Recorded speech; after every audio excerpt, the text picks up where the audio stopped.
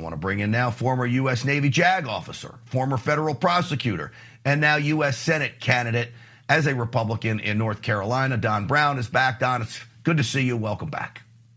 Grant, good to be here on the campaign trail in Fayetteville. The Fayetteville Republican Women are behind me, and they're big Stinchfield fans tonight. So thanks for having us. It's an honor to be with you again. Well, you give them a big salute for me, and those clubs are very, very important in keeping America on the right direction. Now, let me ask you about this judge. Your thoughts about this ruling, Don?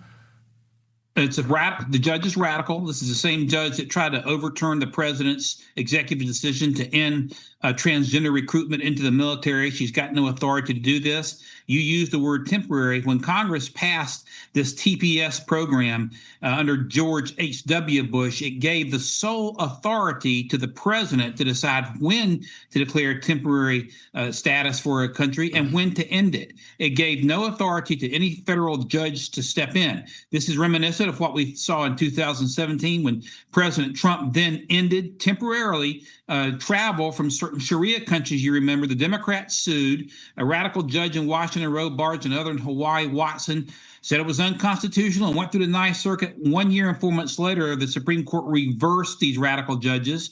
This judge doesn't have the authority to do this. The administration is going to appeal it. I suspect that the Supreme Court will lift the stay. There are over 330,000 Haitians in this country. And the president has already ended this TPS program for Venezuela, for South Sudan, and a number of other countries. But this radical judge is claiming that there's a racial animus to Kristi Noem's decision to end this program. It's the most ridiculous thing I've seen, and it needs to be stricken down immediately. Let me just read you a little bit more of her decision, because really it basically knocks me off my chair to think they just do not care about the rule of law. They want to invoke their own opinion. Judge Reyes writes, consider the economy first.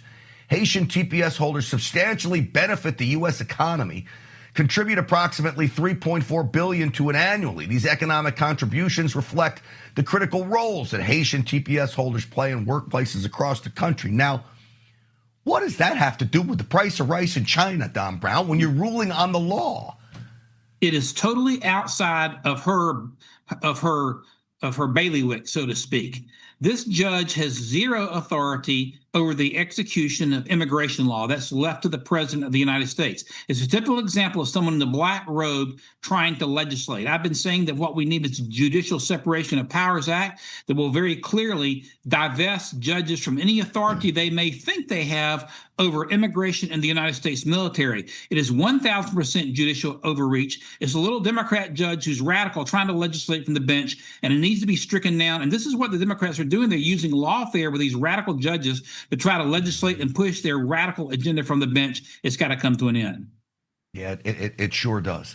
I want to turn now to the Clintons, and just to get your reaction before I let you go. They have now relented and said, yes, they will go in and testify before Congress. This is James Comer, whose committee they'll be testifying before, talking about this. The terms were the rules of a standard deposition. So they're not going to be treated any differently than anyone else. And the dates will be in February, in the next few weeks. So the contempt motion is still on the table. The contempt of Congress is for failing to show up. This will be their third date that we've given the Clintons. And 3 strikes and you're out. The votes are there for contempt. I think there are Democrats that will vote to hold him in contempt. I think they realize they would be held in contempt, and they don't have a case to fight that. And so here we go. Your thoughts, Don. Last word. Good time to invest in some stock in some popcorn companies. I'm going to get the popcorn ready to go. I'm going to watch this. It's going to be a lot of fun. They should be arrested if they are in contempt of Congress again. That's what the Democrats did to Steve Bannon. And what's good for the goose is good for the gander. You can't thumb your nose at the rule of law, and it's going to be fun to watch. And I hope you have me back on for a post-observation review of the Clintons' performance in front of Comer's committee. It's going to be something to see. Right. Well, put it in your calendar. You're always welcome back on this program. Don Brown, running as a Republican for the United States Senate in North Carolina. Give him your website real quick, Don. Thank you, Grant. brownfornc.com. That's brownfornc.com. Come on, hit us with a contribution. Write us. We'll write you back. We got a few days left before the primary. We're going to take this primary. We're going to take down Roy Cooper, and it would bring the torch of freedom back to the United States Senate from North Carolina to replace Tom Tillis. Well, good luck to you, Don. You've always been a good friend of this program. Thank you. We'll see you soon. Thank you, Grant.